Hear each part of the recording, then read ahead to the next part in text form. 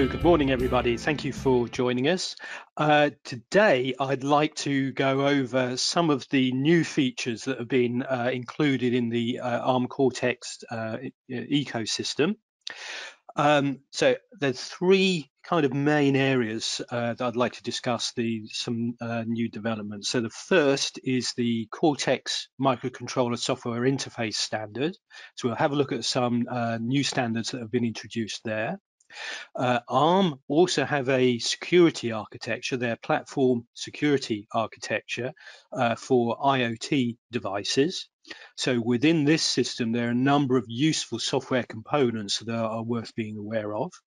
And also within the microcontroller development toolchain, there's some new features in there and some new software packs that, again, it's worth being aware of.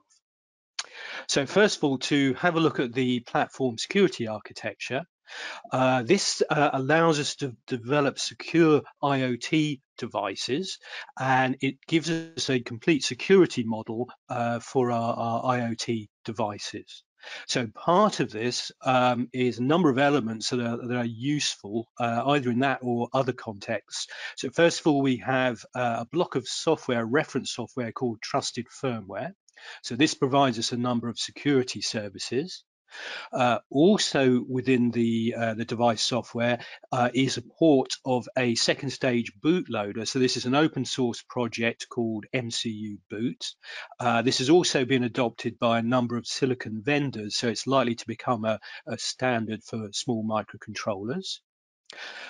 As the microcontroller memory maps also get more complex, they get more difficult to manage, particularly if you've got several firmware projects within one application. So there's a new utility called CMSIS Zone, which allows us to define and manage the memory map across a number of different associated projects. There's also an open source cryptographic library called Embed TLS, which is a nice modular library. So it gives us all of the security primitives that we can use within our application. So first of all, the trusted firmware sits in the platform security architecture security model. So to make our devices secure, the foundation of this model is to create a partition between the application firmware and the security services. So this separates the two blocks of software and has a formal method of calling the security services from the application firmware to access the security algorithms and secrets that are held in the secure partition. Now, this can be done on any Cortex-M device, but really, if you're going to do this, a Cortex-M33 has the Trust Zone security peripheral, which is really designed to segment the chip into these two partitions, so a secure processing environment and a non-secure processing environment. So in the secure processing environment, we have this block of software, which is called the trusted firmware.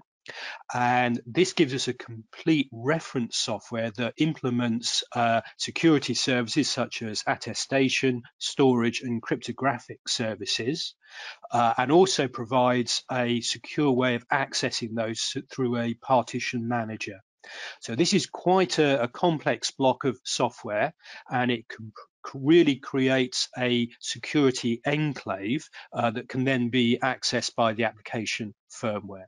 So if you are thinking of developing a secure device or an IoT device, then you should be using the trusted firmware to create a device that is secure against software network attacks.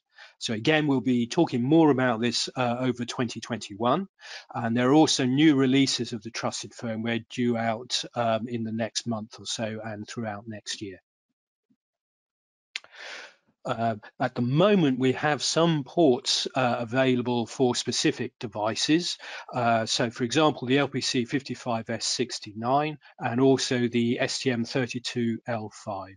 So again, on standard evaluation boards, you can install the trusted firmware and start to experiment with it very quickly and very easily. So it's many, probably hundreds, if not thousands of man hours of software development. As part of that trusted firmware, we also have the Mbed TLS, which is the cryptographic library. So this is a general purpose cryptographic library which we can use to add transport layer security to our Cortex-M devices. So Mbed TLS will work with any Cortex-M device. So the Cortex-M 3, M4, M7. The newer devices have trust zone and can easily implement this security enclave. So there is due out a second version of the Mbed TLS library called Mbed Crypto, which is designed to run within the secure processing environment. So you can use Mbed TLS for sort of general purpose Cortex-M devices. Where we have the devices where we're using the trusted firmware, then there's a special version of Mbed TLS called Mbed Crypto, which will securely provide all of those services. Also, part of the trusted firmware is a port of this second stage bootloader called MCU Boot. This is an open source project which you can download, and it's really designed to work with any 32-bit microcontroller. ARM have taken this and integrated it into the trusted firmware.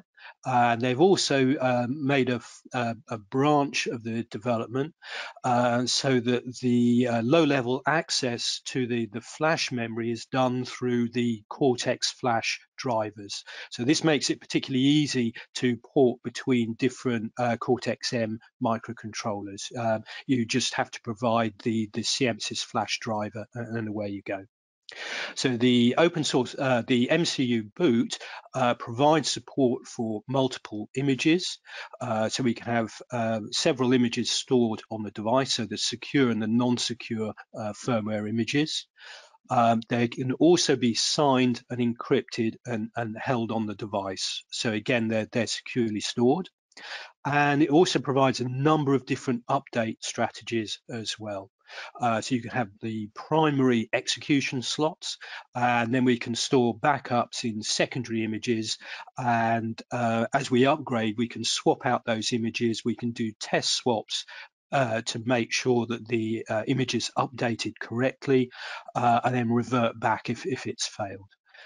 We can also implement a second strategy which is execute in place, where the primary and secondary slots we kind of ping pong between the different versions.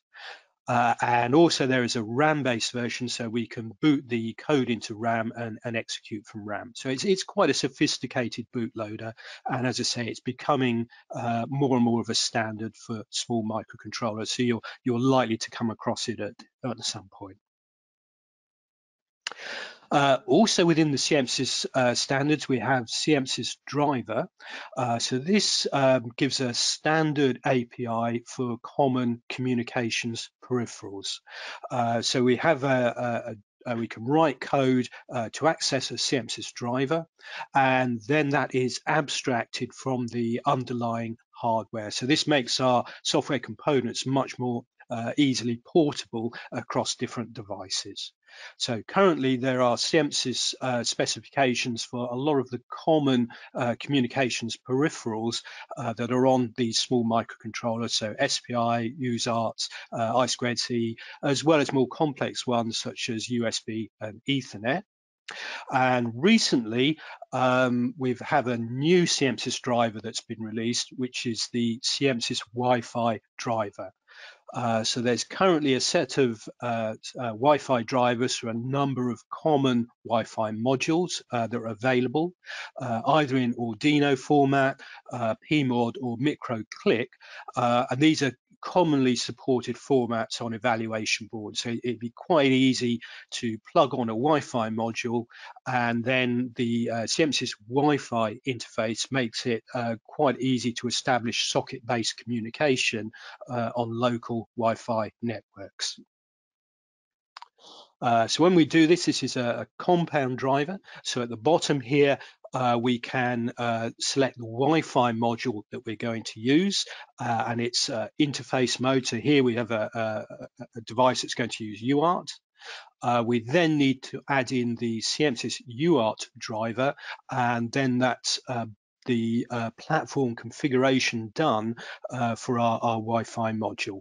So when we add these to our project, we have the UART and the Wi-Fi driver, and then we have one high-level configuration file where we can define the communication parameters to the Wi-Fi module. And these drivers will also create an RTOS thread, so they're pretty much self-managing. And in here, we can then define the memory allocation and priority of that thread. So we can do a fairly straightforward configuration, and that will be the same pretty much for any microcontroller. So we just need a device that has a UART or an SPI interface. When we're bringing up the driver, or indeed any of the CMSIS drivers, there's also a validation framework. So this is really there to test the different CMSIS drivers, but it's also very useful for board bring up as well. So we can define the CMSIS drivers that we're using, and then we can set up the tests for those different interface, and that will then run a set of acceptance tests and loopback tests, which will validate both the driver and also the underlying hardware as well. So this is quite a useful little framework over time. So when we add the Wi-Fi validation framework, again here within the Wi-Fi tests, we have a configuration page, so we can set up the network parameters. There's also a socket server, so a little testing utility, which I'll talk about in a moment. So we can give the IP address of that on the network as well. And then we have a wide range of tests. So there's, I think, about 30 or so tests that will be carried out on the Wi-Fi module. So again, we just set up the network, the address of the socket server, and say what tests that we want to carry out. And then we can start up the socket server. So this is a little command line utility, which we can just start on a laptop, or there is an embedded version as well, which will go down onto a small evaluation board. And this socket server provides a number of services. So it can be an echo server, it can be a discard, so we can check socket connection, or it can send us continuous streams of data. So we have some little network service that we can test against. And this is then stored as part of the pack and the validation framework. So it'll be installed on your laptop. To start the test framework, and again, this goes for any of the software tests that we want to carry out, whether it's on other communications channels as well. So here we set up the operating system, and then we simply create a thread which starts this CMSIS device validation framework. It will then run through all of the tests that we've initialized, and on the console window, it will print out the results. So these can be printed out either in text or HTML format. We can then copy and then save those off as a file for documentation. So these will give us pass-fail tests, and it will also give us an idea in this case of the communication rate we can get off the module as well. So this, once you've done it once, is very quick and very fast to set up. It's a very effective way of bringing up your hardware. Once we have proved that the Wi-Fi module is working and correctly configured, we can add our application code. So again, within our code, we can activate the Wi-Fi module so that it will connect to the network. We can then check that we have a connection. So once this is successfully established, we then have socket type communication, so we can send and receive data as TCP/IP packets.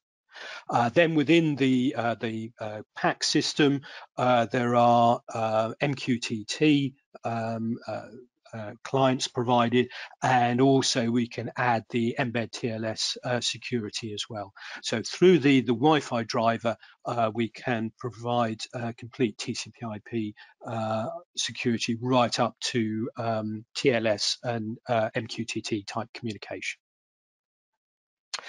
Now, the Wi-Fi modules, if they're running the TCP stack on the module, that might be a bit limited in the size of frames, or you may need some additional TCP/IP services. So while we can use the module standalone, we can also use a TCP/IP stack that's located on the microcontroller, and that will give us a richer networking stack. So we can either use that with the Keil MDK networking stack, or an open source stack such as LWIP. So again, we can use the TCP stack that's native on the module, or a stack on the actual microcontroller.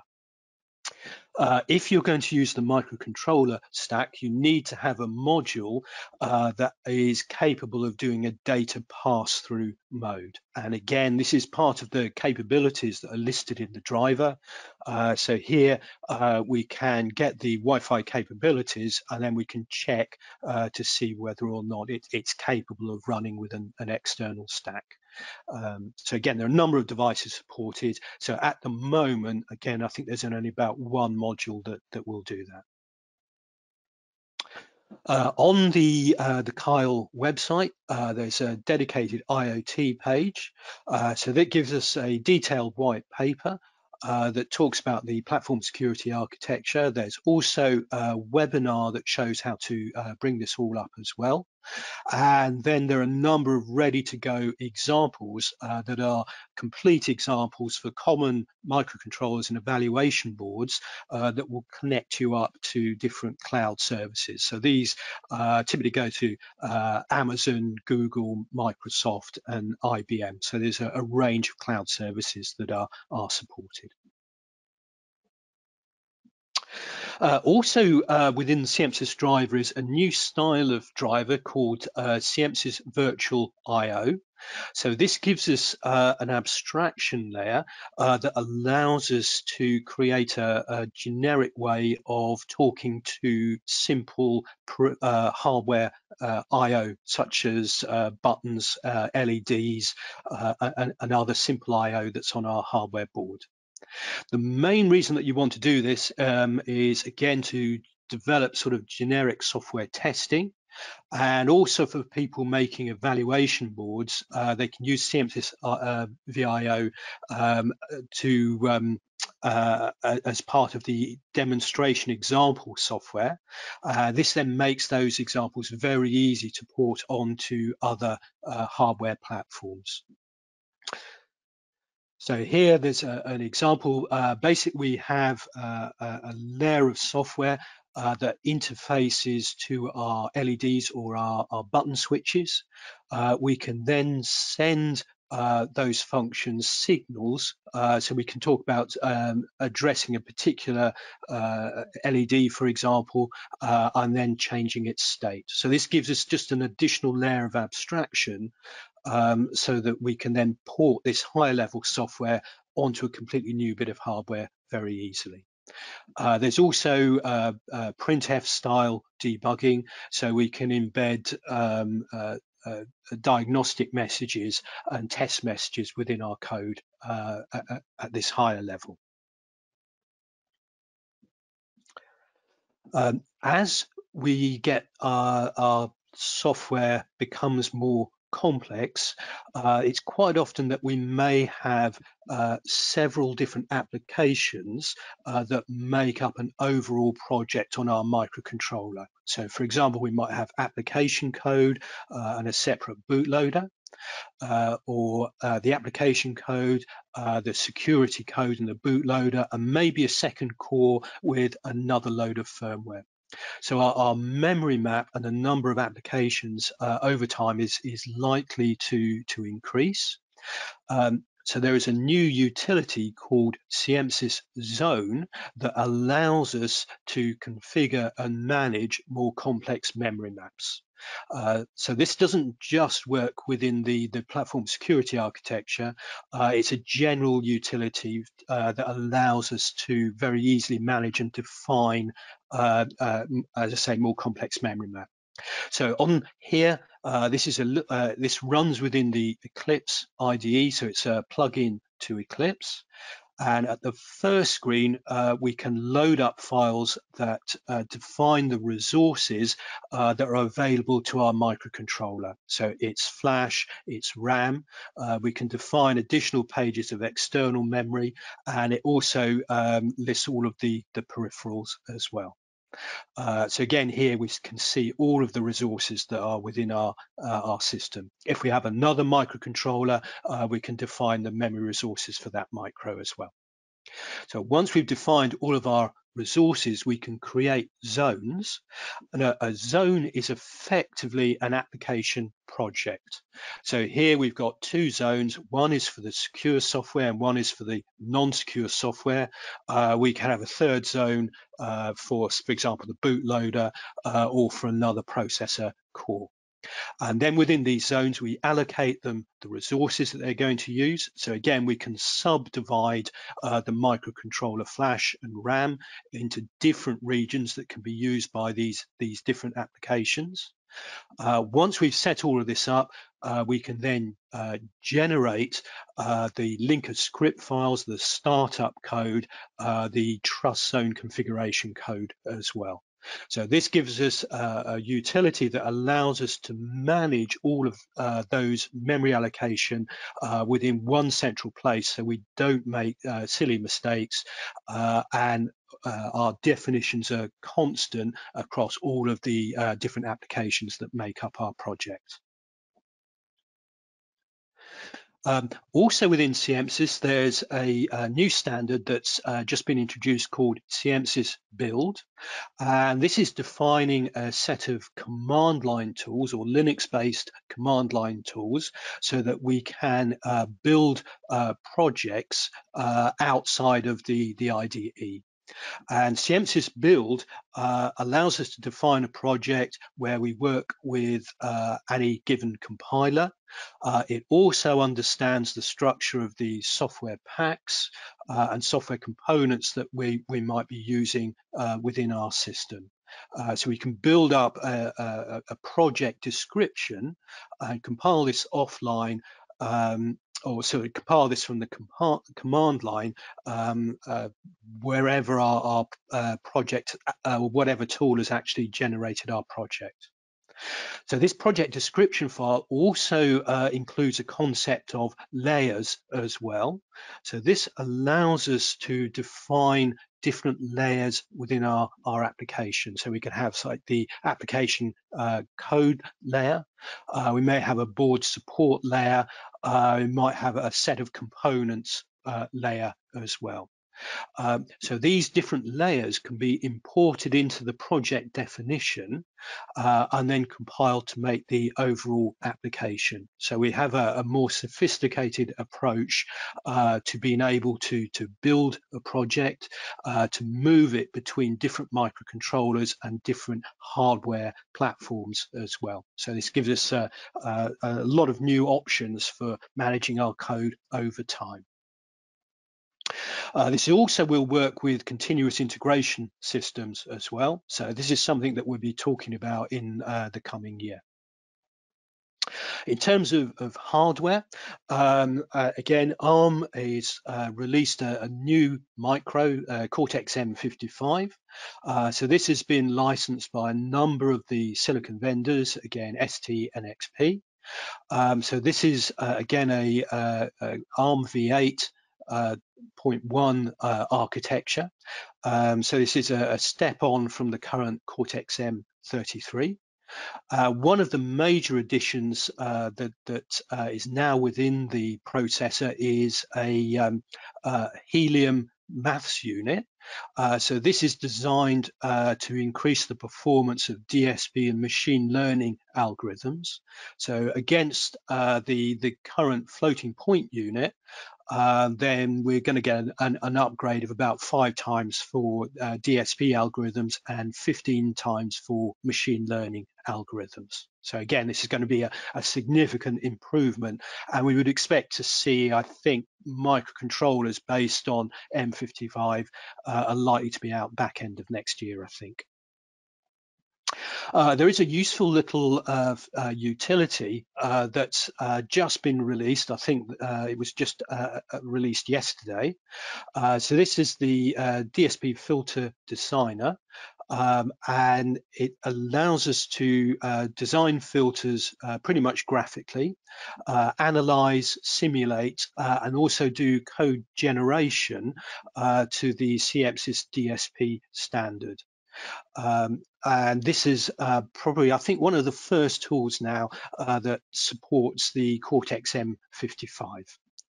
Again, there's a URL at the bottom, so you can go and have a look and download an evaluation version. Alongside the M55, ARM has also released the Ethos, which is a micro neural processing unit. So it's specifically designed to run machine learning algorithms. So again, coming into the MDK over 2021 will be more support for machine learning. And again, I believe people like STNXP have also license the NPU, so that will start to appear along with the Cortex-M 55 I'm guessing probably about the back end of next year.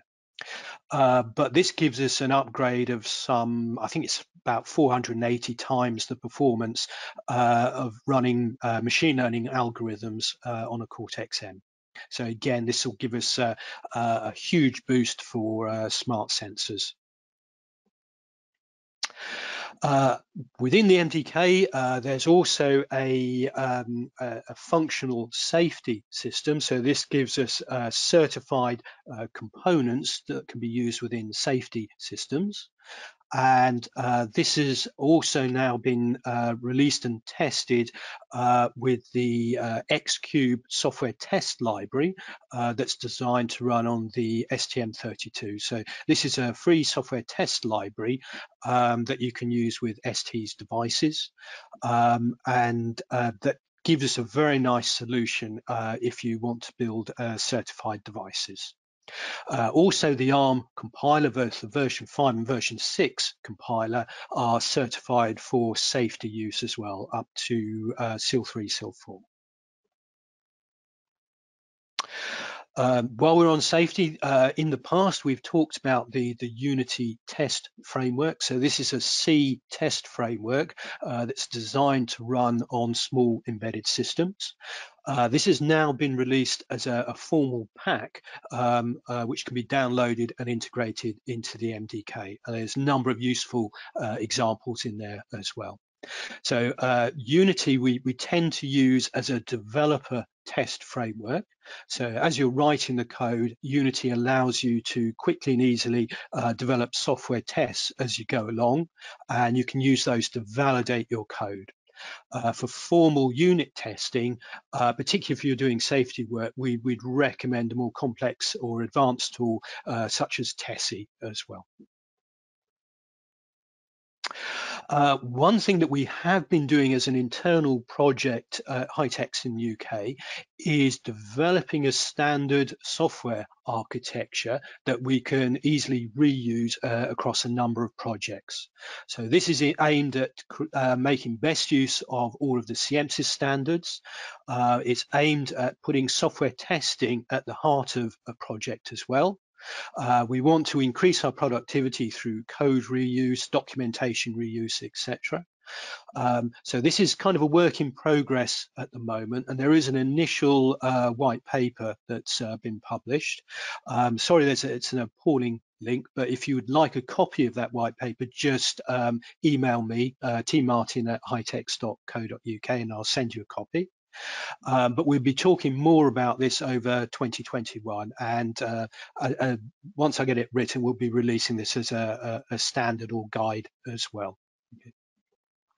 So over next year, we plan to do more webinars and some introductory training. So we'll do an online introduction to using an RTOS. We'll look at the platform security architecture, so we'll run some formal training on that as well. And also this software architecture, as that evolves, we'll start to run some more advanced workshops over 2021 as well.